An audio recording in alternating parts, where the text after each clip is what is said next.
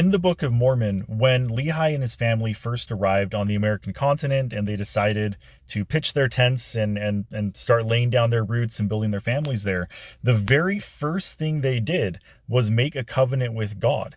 And what this covenant was basically this promise that so long as they are righteous and they basically devote their entire civilization to God, that they as a people would be able to prosper in the land. But what's really interesting is that this covenant promise was also made by early American colonists. And you can read about this in the book Magnalia Christi Americana, or The Ecclesiastical History of New England, which was published in 1820.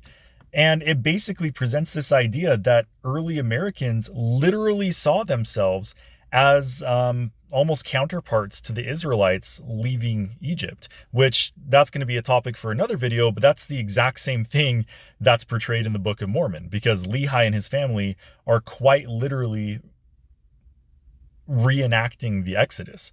But so the American people literally saw themselves as a covenant people of God who left a corrupt old world and were moving across the ocean to a promised land.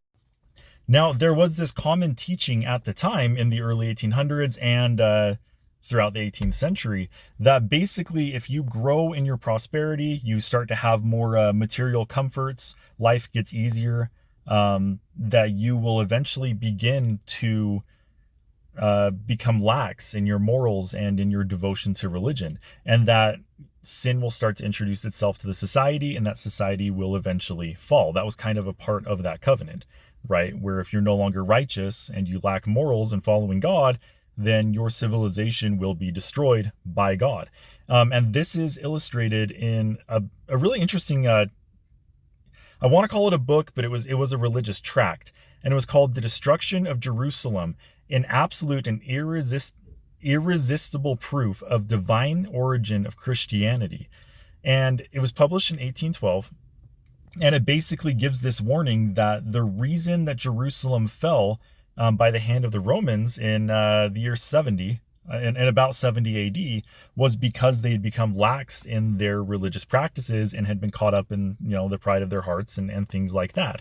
Now, if this idea sounds familiar, it's probably because the entire Book of Mormon uses this pride cycle as kind of its central theme. It's what drives the storyline. And it honestly, from my perspective, can only be explained as coming from this early American view of their own nation.